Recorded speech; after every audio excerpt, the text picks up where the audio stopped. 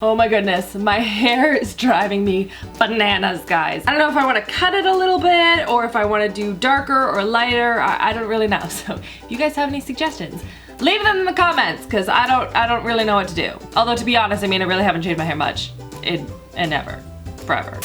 Hello everyone, I'm here today to share with you guys another 5 first impressions, and today I'm going to be testing out some more of my favorite beauty gurus on the YouTube's favorite makeup products. I did one of these videos a couple of weeks ago and a lot of you guys wanted to see another rendition of it with some more favorite products, so I am back. If you guys want to see more of these, don't forget to give this video a big thumbs up and subscribe so you don't miss out on new videos every Tuesday, Thursday, and Friday. And if you have any specific beauty gurus or favorite products or anything like that, leave them in the comment section below. I hope you guys enjoyed this video, and without further ado, let's get into this. I don't know where any of my headbands are, guys. I had 2 and now I have 0. I'm gonna try just tucking my hair behind my ears. If that doesn't work, then I have to stop being lazy and go and get a hair elastic. So the first product I'm going to be testing out is a favorite of Tati's, and I've been keeping and saving this one for a while, so I'm pretty excited. And it is the Urban Decay The Velvetizer. This is a mix-in medium powder. It is a powder that you can use as a finishing powder, as well as a powder that you add into your foundation for an extra velvety matte look, as well as sort of added coverage. So I'm curious to see how this works, and I'm very interested. Also, it has very velvety packaging, which I'm all about right now. It's like petting a really fancy cat. So it says on the website that you are supposed to mix in a dime size amount of the powder in with your foundation, mix it all together, apply it to your face, and then when you're ready to set it, you can just set it like a normal finishing powder. In terms of what it looks like, it looks very light. I don't know how this would work as adding coverage for anyone who has a deeper skin tone. This feels like it would be like a good match for adding coverage for me, but not very wide range of skin tones here. So I'm mixing in about that much product. It looks like a lot more than it is, but it's spreading out all over my hand. And I'm gonna be using the Kokie Skin Perfect HD foundation. Whoa, it really thickens up the formula. How thick and cakey that is. Apparently I'm using too little foundation, so we're gonna add a little bit there. In terms of how it's applying very similarly to the foundation without the powder in it. So I mean, that's good. It's not really changing the texture too much, it feels like. Or if it is, it's doing it in a very, very subtle way. But I mean, so far so good. I don't really see anything overly positive yet, but I mean, my foundation looks good. So that's good. Now that it's starting to dry down, it is giving it almost like a velvety sort of a finish to the skin, which is kind of interesting. Like I'm not mad at it. All right, so far in terms of application, like it feels and looks really good on the skin. It does give it a little bit of this velvety finish to the skin, which is really interesting. I don't really know how to explain it other than my skin looks very smooth and very soft. I'm not noticing any significant additional coverage, I would say, like not any different than what the foundation would provide to begin with. So I'm just gonna go in with a little concealer here. I'm using one from ColourPop, and I'm using this is Light Neutral 15. Okay, so now that we are all blended out, now let's go in with the powder again. And I'm going to do, I think I'm gonna do half of my face using a brush, and then half of my face using a velour puff. Whoa, it does give this weird, like, full matte, soft look. I don't know how to explain it. Okay, on this side, I'm gonna try a little bit with the velour puff, and we'll see what happens here. Like, so far so good. The whole, like, pressing it in with the velour puff. I think I prefer it with a brush, actually, which never thought I'd say that. In terms of first impression, I think this is a beautiful product, and it definitely does give you that very flawless velvety matte finish. So now on to the brows, and today I'm going to be testing out a product favorite that is a favorite of Katie from Luster Lux, actually also Desi, but I think I learned it from Katie, and it is the L'Occitane bar of soap, and she uses it as a way of setting her brows in place instead of a traditional brow gel. And actually how Desi uses it is she uses it first to sort of show the shape of the brow, and then she fills it in. So that'd be kind of fun to try both ways, one on one eye, one on the other eye, just see which way I like better. Ooh, it smells very very soapy. Hopefully my brows don't smell soapy. That would be weird. So what she does is she puts a little bit of Fix Plus on top of the bar soap, and then she rubs it in with one of these like little spoolie brushes from e.l.f.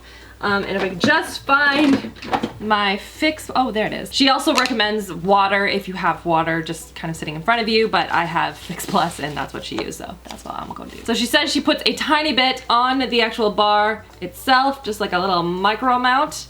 Boop. By the way, like how I opened this, like a savage, tore into it like it's Christmas. Then she just takes the spoolie and she just like rubs it up onto the thing. My spoolie was very dirty apparently, as product is currently showing up on my brows, so how embarrassing. Whatever, we're all friends here. And I'm going to start, I'm gonna use it Desi's way on the one side, so I'm going to brush the product into one brow and then I'm going to do my brows and then I'm going to finish it on this side. Does that make any sense? I think I used too much soap on this side. Ruh-roh. My brows look fantastic. Let's try and brush them into a shape here. All right, so I sort of like brush them this way and I brush them this way, but I have to be careful too because some of my brows are a little too long and I'm scared to trim them myself because I've done that multiple times and it's ended really poorly. Some of them are trimmed, some of them are too short. It's a disaster. All right, now we're going to fill in the brows and they use the Ka-Brow by Benefit. I'm using the shade 3 today. I like how I've named my brows today, by the way. This is Desi, this is Katie. Nice to meet you. And basically what Desi does is she goes in and she sort of fills in the areas that are missing hairs. So that is what I'm going to do. So far so good, although the soap is making the brows a little bit on the sticky side, which is good because you want them to sort of stick in place, but also just kind of moving them around as I'm brushing the product in is something I'm just aware of, you know? I feel like this is way too much soap in my brow. I think I put too much in and it's starting to like chunk up and it's not working super well with the brow products. Okay, so both brows are now filled in. This side has the soap in it and this side it does not. So now I have cleaned this other spoolie because, you know, everyone needs a couple spoolies in their life. I'm gonna respray the soap with a little bit of product and I'm going to use a little bit of soap this time. It feels much drier when I'm applying it than say like a brow gel, but it definitely works a lot better when you're putting less product into your brows. I feel like that looks a lot better. I think that the product so far seems to work well. Less product is definitely more for this particular soap. We'll see how it holds up during the day because my brows, they tend to go a little bit crazy throughout the day. So if this holds them in place, then I'm sold. Now we're gonna go in with a bronzer. This is a favorite of Jaclyn Hill. She talked about it in her most recent favorites video, I wanna say, and it is by Marc Jacobs, and this is their Omega Bronze Coconut Perfect Tan Bronzer, which is gigantic. Yeah. Like, look how enormous this is. Like, literally, I could just like slap this on my face and I would be done because it's huge. Does it smell coconutty?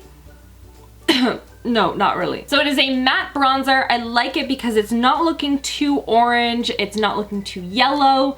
So I feel like it will be a good match. It feels very neutral. So we will test this product out and we'll see what it looks like on the skin. I'm gonna try a little bit at a time because you don't want to go overboard with this stuff. I like to add a little bit underneath the cheekbones just to sort of warm up sort of the cheeks, and I blend it up. Yep. So far so good. That's a pretty good color match. It's very soft, very neutral in tone. It seems to be blending out very nicely.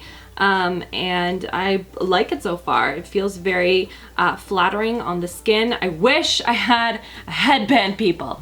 Oh, this drives me crazy. So here we have one side that has bronzer on, one side that doesn't. Obviously, I'm applying it very lightly. I want to sort of build the product up, so I might add a little bit more. But that's what it looks like. I think it is a nice bronzer. I think it looks very flattering on the skin. I think I also have other bronzers that are just as good and likely not as expensive. Granted, I mean, you do get a lot of product because it's ginormous, but I think, for example, the Physicians Formula Butter Bronzer, for me, that's just as good as this one, and it smells a lot better, but I still think this is a good product. It's just, I have other ones that are less expensive that are also just as good. All right, now we're gonna go on to a highlight. This is actually one I had in my collection, but I don't ever remember testing this product out before. I think it was a press sample, and it is a favorite of Nikki from Nikki Tutorials. She talked about this highlight as being one of her favorites, and she is known for super strong, over-the-top dramatic highlights. So we're gonna see what this looks like on my head. Whoa! All right, well, that's blinding. And yeah, it's over the top, and I want to soak myself in this particular shade. So I'm gonna take some off of my hand here, and I'm going to put it onto my cheek. Oh my goodness, that is a stunning color. I think this is going to be a little bit much if you have a darker skin tone. I think it might look a little too white. It does work very well for my paler skin though, so I'm pretty excited because a lot of highlights are too pink, they're too orange, they're too dark, and they just don't show up on my skin. So I tend to stick to things that are very, very light and almost white in color because they tend to be the most flattering on my skin tone. I'm gonna try it with a brush too. I've never tried it. I don't think it'll work, but let's see. This is the Zoeva Bamboo Highlight Brush 105. It almost gives it more of an airbrushed finish versus like a very stark line, you know? I like the formula. It is something that you're gonna have to like work to blend out a little bit, otherwise it can start to look a little bit streaky on the skin, just as sort of a heads up. But it is blendable and really pretty, and it just gives this nice glowiness to the skin. Yep. I like it. So now we're gonna go on to mascara. I'm just curling my lashes right now, and I'm gonna be using a combination of mascaras that has been used by Shay Mitchell. She's from Pretty Little Liars, and she used a combination of 2 mascaras, and her lashes look beautiful. I mean, she's gorgeous. I mean, hopefully this will make me look like her. One is the L'Oreal Base, this is their primer, and then she put the Voluminous Feline on top, and I've talked about this one. I do really like this one. I haven't used the combination of the 2 though, so I thought that'd be kind of fun to test out, and we'll see what this looks like. So we're just gonna nicely coat up the lashes here with the primer first. Okay, now that my eyelashes are primed, where did that come from? Oh, my lashes are so annoying. It's not holding up the curl very well, which is super annoying. So I'm gonna have to re-curl them, but like, that's what it looks like so far. Doesn't look as good as it does on her, but it's not bad either. All right, hang on, I stand corrected. This eye looks good. I think it's just this eye on the outside. These lashes are just having a really bad day. This eye looks good though. This is a nice, everyday, but dramatic, really long lash kind of look. I mean, I'll be honest, if I had to choose a mascara from L'Oreal, I would probably pick the Voluminous Lash Paradise one. I think this one is a better one. It gives much fuller lashes that are still defined all the way to the ends. But I do think this is still really pretty and a nice combination, and it looks really nice in the eyes, except for this guy. Gotta lift this up a little bit. Now the question is, do I want to keep it like light and breezy and glowy, or do I want to really vamp it up with like a dark lip? I'm going to say probably, you know what, because it's September, we're gonna go for the dark lip. Let's just take off the lip balm. And I think today we're gonna go with a ColourPop one. This is in Mamacita. This is the collaboration that they did with Karen off of Instagram. That is the shade.